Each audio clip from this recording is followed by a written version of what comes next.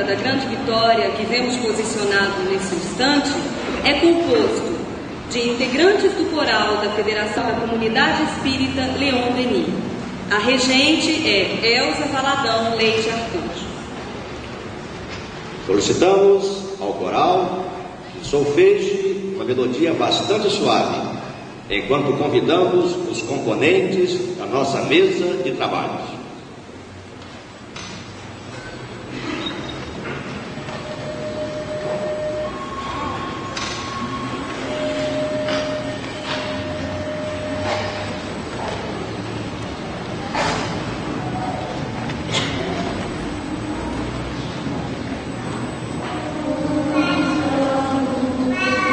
Para compor a mesa diretora dos nossos trabalhos, convidamos o doutor Júlio Davi Arcanjo, presidente da Federação Espírita do Estado do Espírito Santo e também presidente deste evento.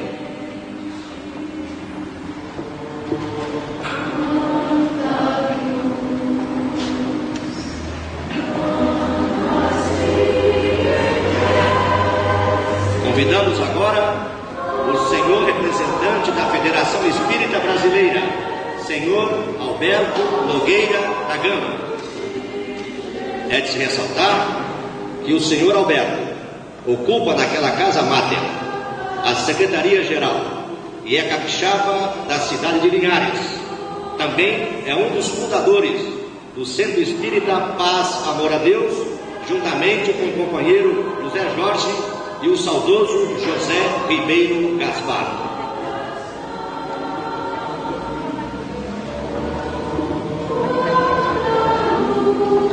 Convidamos agora o doutor Lamartine Palhano Júnior, presidente da Fundação Espírito Santense de Pesquisas Espíritas, eminente escritor espírita de âmbito nacional.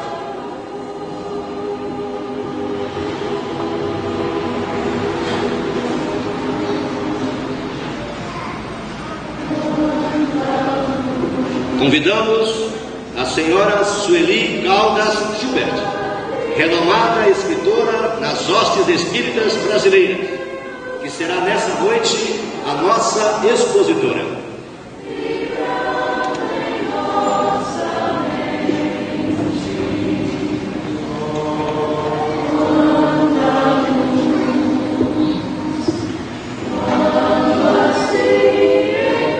Gostaríamos de informar que estará atuando mediunicamente nesta noite a companheira Dalva Silva Souza. Iniciando o primeiro Congresso Espírita do Estado do Espírito Santo, convidamos o Coral Espírita da Grande Vitória a nos brindar com duas canções. Ressaltamos que essas músicas serão a prece de abertura do nosso Congresso.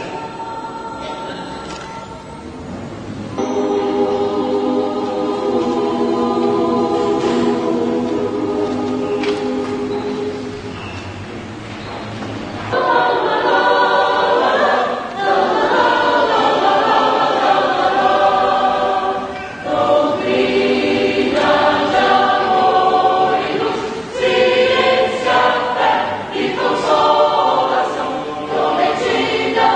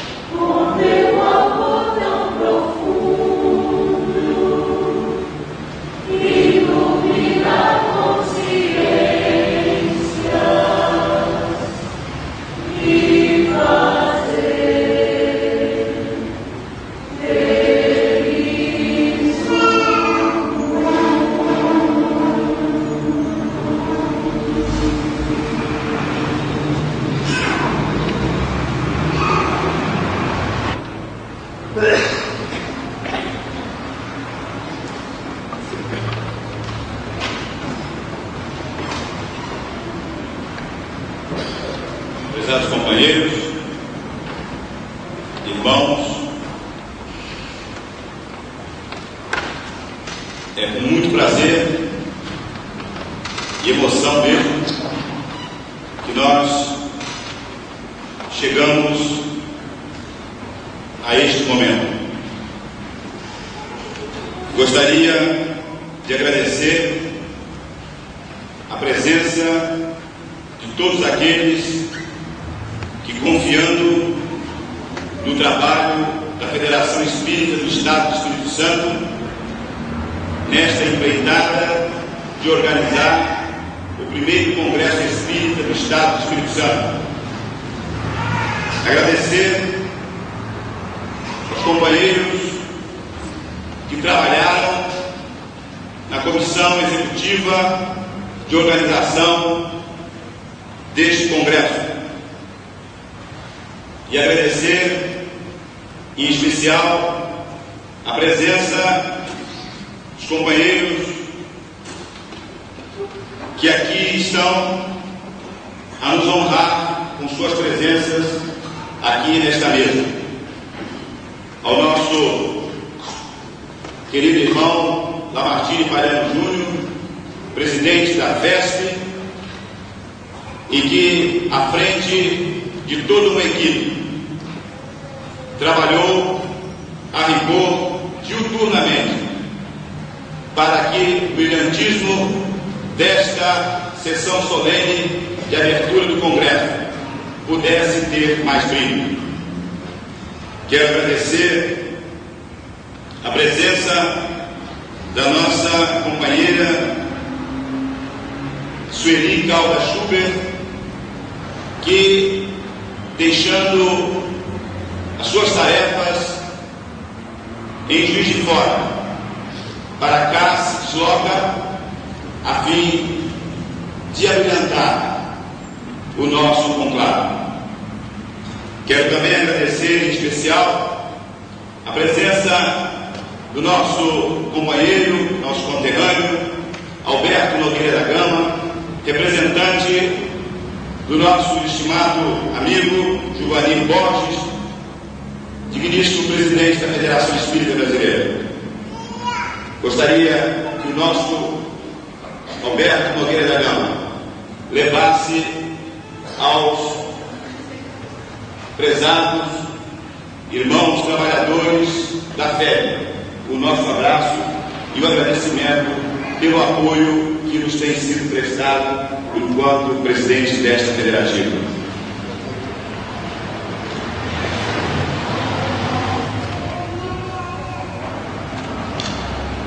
Mais uma vez, nós queremos agradecer sinceramente aos que tornaram possível a realização deste congresso, que tem como patrono a figura insigne de Jerônimo Ribeiro. Com a realização deste congresso, temos certeza, mais se engrandecerá o Espiritismo em nosso Estado. Citando Allan Kardec em obras póstumas, afirmamos que o Espiritismo é a senda que conduz à renovação, porque destrói os dois maiores obstáculos que se opõem à renovação: a incredulidade e o fanatismo, porque facultam uma fé sólida e esclarecida. Espíritas, o futuro é nosso e de todos os homens de coração e devotados. Não nos assustem os obstáculos, porquanto nenhum trabalho há que possa embaraçar os desígnios da providência. Trabalhemos sem descanso e agradeçamos a Deus ter nos colocado na vanguarda da nova falange, rogando a proteção e amparo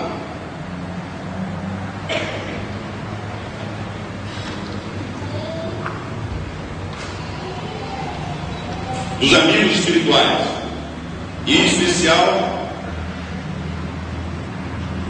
Jerônimo Ribeiro. Declaro aberto o primeiro Congresso Espírita do Estado do Espírito Santo.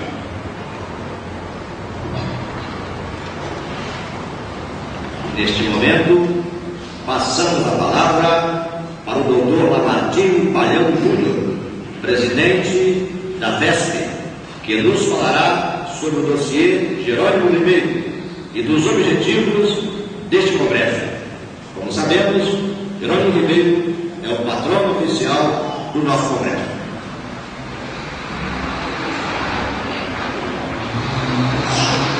Senhoras e senhores, é com grande satisfação que, em nome da Fundação Espírito Santense de Pesquisa Espírita e da Federação Espírita do Estado do Espírito Santo, apresentamos à comunidade espírita do Estado aqui representada os resultados de nossas pesquisas em torno do grande vulto espírita que por aqui reportou o senhor Jerônimo Ribeiro e de sua grandiosa obra de assistência social desenvolvida na cidade de Cachoeiro da Pereira. Em abril de 1992, o senhor Júlio Davi Arcanjo, digníssimo presidente da Federação, revelou no seio de sua vontade que considerássemos o espírito Jerônimo Ribeiro o patrono do primeiro Congresso Espírita do Estado, ao que sua esposa, a senhora Elza Valadão Arcanjo, aderiu, dizendo que talvez fosse uma oportunidade para a publicação de um livro sobre a vida e obra de seu Jerônimo. Sugerimos fazer então uma pesquisa e posteriormente a publicação dos resultados na forma de um dossiê. Assim foi realizado. Durante 10 meses a equipe da FESP, que se reuniu em torno dessa pesquisa, trabalhou de modo incansável após a apresentação do projeto Dossiê Jerônimo Ribeiro ao Conselho Deliberativo da FESP. Tivemos então a adesão de Elza Valadão Arcanjo e o Wallace Fernando Neves como colaboradores tanto na pesquisa quanto na organização da obra. Abrimos aqui um parágrafo para falar da nossa preocupação quanto à finalização do empreendimento, pois teríamos muitos gastos com pesquisas, entrevistas, correios, fotos, viagens, serviços gráficos, visto que não estávamos diante de um livro comum, mas da publicação dos resultados de uma investigação.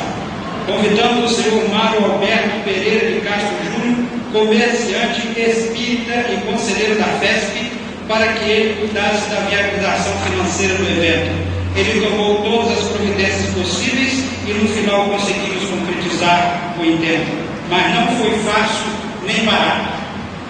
Uma pergunta surgiu logo que iniciamos as investigações: por que os espíritas de Cachoeiro entregaram os destinos do movimento espírita nas mãos de um português desconhecido?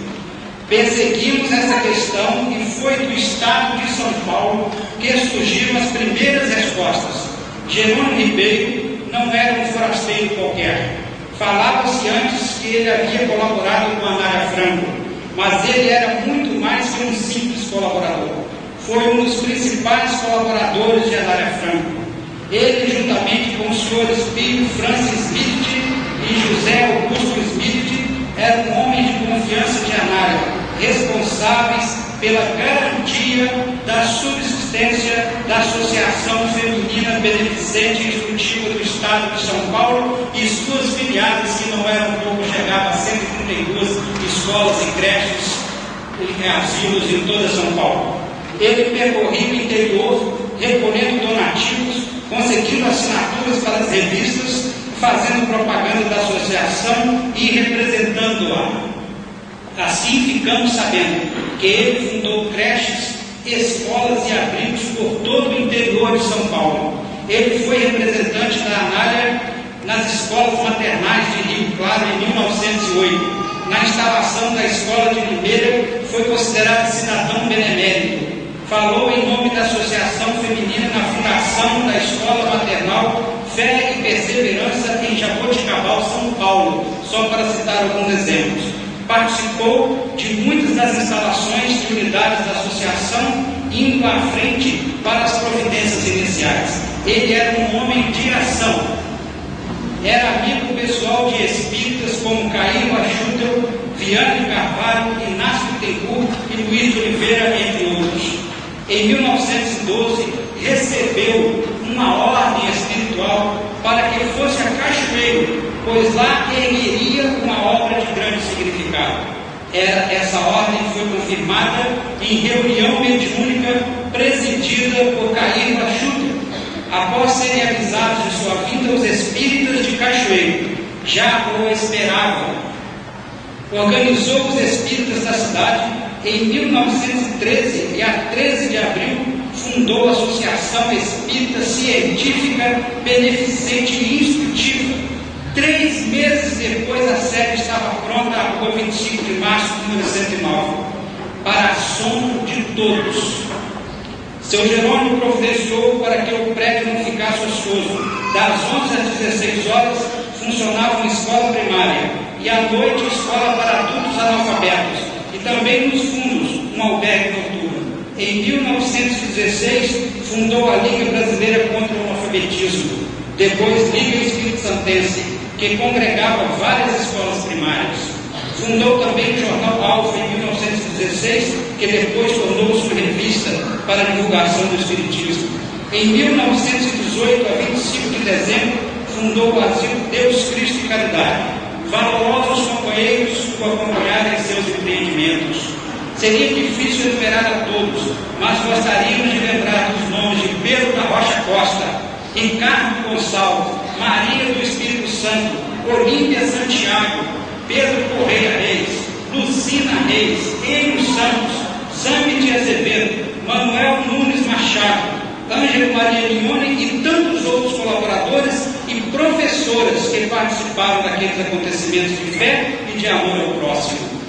Temos que lembrar da primeira diretoria da Associação Beneficente Instrutiva: Jerônimo Ribeiro, Valentim Soares, Francisco de Oliveira, Manuel Nunes Machado, Ricardo Gonçalves e Antônio Silva Marins. Não podemos deixar de lembrar o casal Joaquim Ribeiro Pinto de Souza e sua esposa Dona Maria Augusta de Souza, que doou o terreno à rua 25 de março para a associação, e depois o terreno do sítio Santa Fé em Amarelo.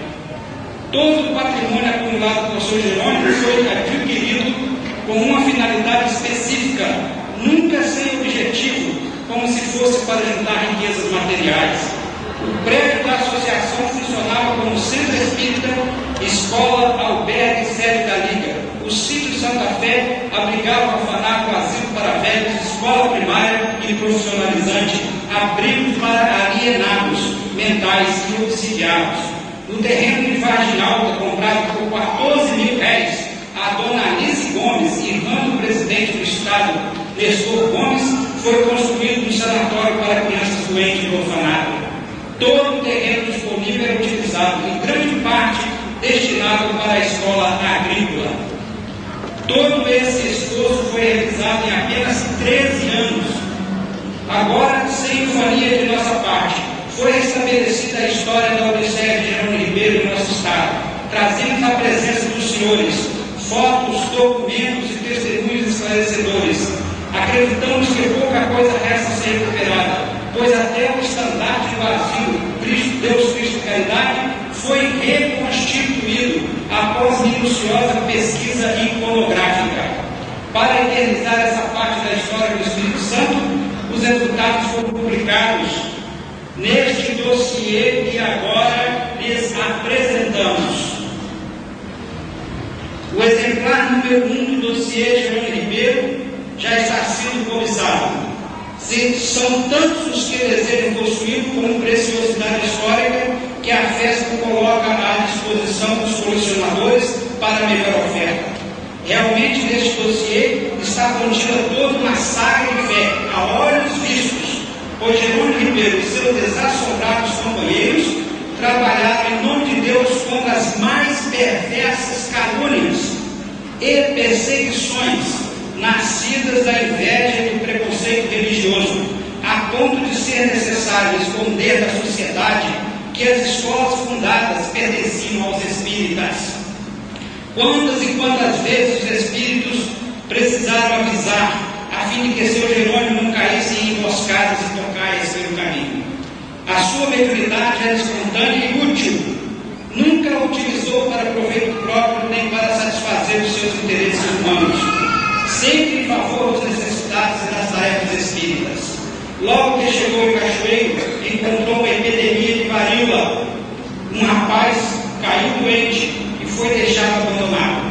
Jerônimo o acolheu, cuidou dele e depois alugou uma casa e contratou uma senhora para dar assistência. Esse ato sensibilizou a sociedade e foi assunto por algum tempo. Utilizava-se do passe, da água frutificada, da homeopatia, da alopatia e de reuniões mediúnicas e doutrinárias para atender os necessitados. Quantas e quantas vezes subiu as ladeiras de Cachoeiro do Itapemirim com remédios e mantimentos para atender aos acometidos de gripe espanhola. Na entrada do sítio Santa Fé havia uma casinha de 2 cômodos. Jerônimo foi morar lá.